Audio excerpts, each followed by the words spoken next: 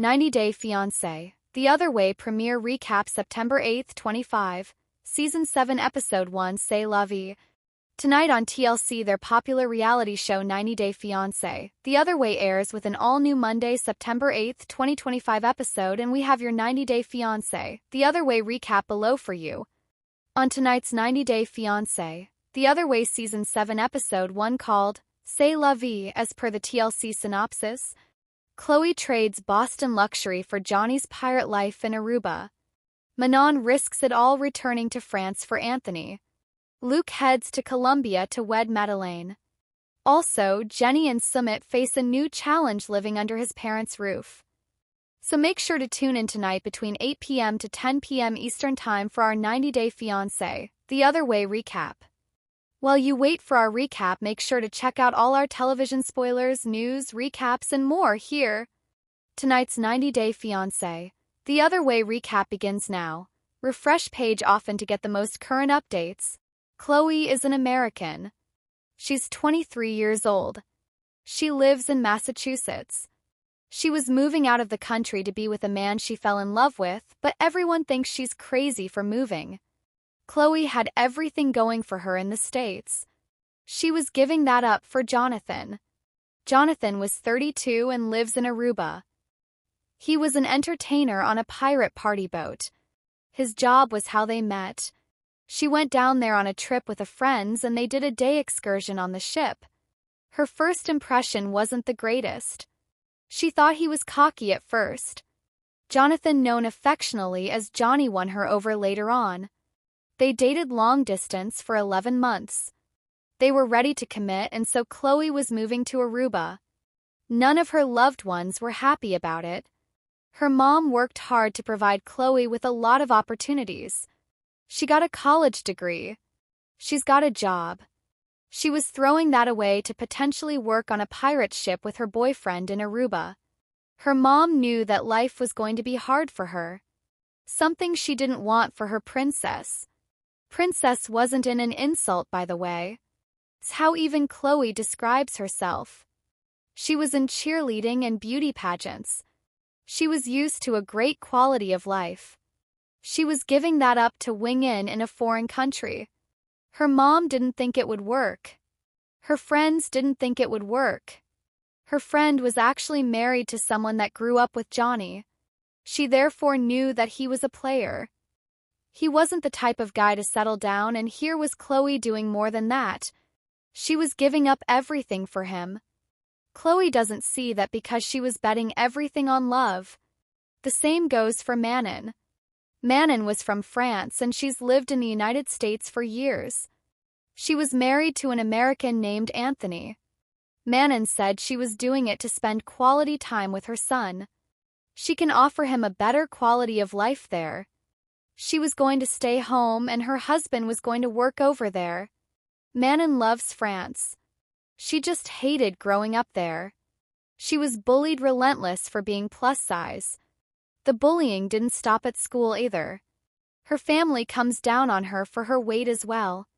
They still do, and she's 32. Manon didn't want to go back to that or live with that. She also wouldn't have her friends when she goes back. She wouldn't have her career. And their quality of life couldn't be too bad in the States if Anthony at 33 can afford to stay home with their son Benjamin. It was hard to make sacrifices when life was pretty good. Take Jenny and Sumit. They were happy. They loved living in India together. Jenny was an American and she was older than her husband. She was 67. Sumit was 36. They've been together for 15 years. They were happy, and unfortunately they've had some money troubles since then. They now have to move in with his parents. The good news is that his parents finally accept their relationship. They hated the two of them being together at first. They were so set against it that they arranged a marriage for Sumit. Sumit didn't tell Jenny about the marriage. She didn't find out until after she moved to India and found out he couldn't marry her because he was already married. Sumit told her he'd get a divorce. He actually followed through on that one. He got a divorce from his first wife and he and Jenny got engaged. Then his parents became the issue. They refused to give their approval, and so the couple got married in secret. Sumit got thrown out of the family because of it. And now things are good? His parents have accepted that Sumit loves Jenny. Only they might be a problem when it comes to living with them. Jenny and Sumit have lived a great life by themselves. They had a great apartment too before Sumit lost his job. Sumit doesn't want to live off his wife while he finds new employment. Moving in with his parents will ensure they don't have to pay rent and give Sumit the grace he needs to get back on his feet. It might reopen wounds between Jenny and her mother-in-law because Sumit's mom hated they were about the same age for the longest time. Best of luck to them. Most people didn't think they'd last, and they did. Most people don't think Madeleine and Luke will last either, and they might surprise people. Madeleine was 20 years old. She was from Colombia. She's a beauty queen, and her American fiancé was moving to Colombia to be with her. Luke was 31. He met Madeleine on a boys' trip. They went to Colombia because they heard of the beautiful women there. They all signed up for dating apps once they got there, and he met Madeleine on day one of the trip. It's been 2 years since then. Couple has dated long distance. They got engaged. They were getting married now, and it was going to be hard for them. Madeleine was used to a way of life. One that Luke currently can't afford. Luke was in debt. He stayed in the States for 2 years because his job has been the only income coming in. He used his savings to invest in a couple of companies, and those companies haven't turned a profit. They might eventually. Luke believes they will. He wants to wait until his situation clears up, or at least until he was out of debt, which was a problem. Madeleine didn't want to wait anymore. She was young. She was impatient. She wanted them to start their lives now, and she didn't want to hear Luke's reasoning anymore. She told him to move to Colombia now or else. Luke feared that or else was breaking up. He literally got a tattoo of her name right near his privates after 3 months, and that meant he was in it for the long haul. He quit his job. He was selling his house. He was prepared to finally move to Colombia, where he has no idea how to afford his upcoming wedding. Now back to Manon. Manon and Anthony love each other. It's just been hard since their son was born. She went back to work after 8 weeks. She worked several jobs at the time. She barely had enough bonding time with her son. It even made her resent her husband for a while. He got to stay home. He got to be with Ben, and now Ben goes to him for his needs and comfort. He cries when Manon tries to play with him because he wants daddy. And so Manon wants quality time with him, but does it have to come at the cost of living in a place and around people that hates her? The American dream was killing Manon. It was killing a lot of people. Doesn't explain why her husband couldn't find a job in the States while she steps away for a year to bond with their son. The move to France sounds like something he prioritized. She dreaded it. She still has to work part-time. She has to bond with her son on top of living with her parents. They have to move in with her parents for a bit to save money. Yes, the same parents that bullied her for her weight. They were also the same parents that struggled with their own bills all throughout Manon's life. Anthony thinks moving there will be some dream. He thinks that 70 grand will stretch for them. He failed to see the toll of this move might be what breaks up his marriage. Cunny thinks moving to France will save his marriage, but he's wrong. Manon will still resent him if communication breaks down again, and it already is before they get there. That money won't stretch. They won't be able to find a new place right away.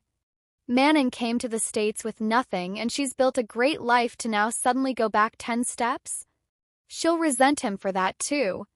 The one thing she won't do was allow anyone else to crap on his dream, and this includes his family. Chloe will also resent Johnny if her friend proves to be right about him. She was giving up a 6-figure salary to go live with a pirate. Said pirate has also cheated on her in the past. He told her he was taking a trip with friends to Florida, and it was revealed that he took another woman to Florida for that woman's birthday. It wasn't a boys' trip like Chloe originally thought it was. It was a romantic getaway for 2. Chloe talked to Johnny about it. He explained he didn't know they were exclusive. He thought they had an open relationship. Chloe chose to forgive him. She was also ignoring everyone that was telling her to dump him. Chloe has always visited Johnny in Aruba. Has Johnny ever visited her in Boston? He went to Florida for another woman. He couldn't bring himself to come back to the States for Chloe. Chloe's family and friends were bringing up the red flags, and she was ignoring all of them. Chloe loves Johnny too much. Then again, she's young. She's allowed to make mistakes at an age where they don't count.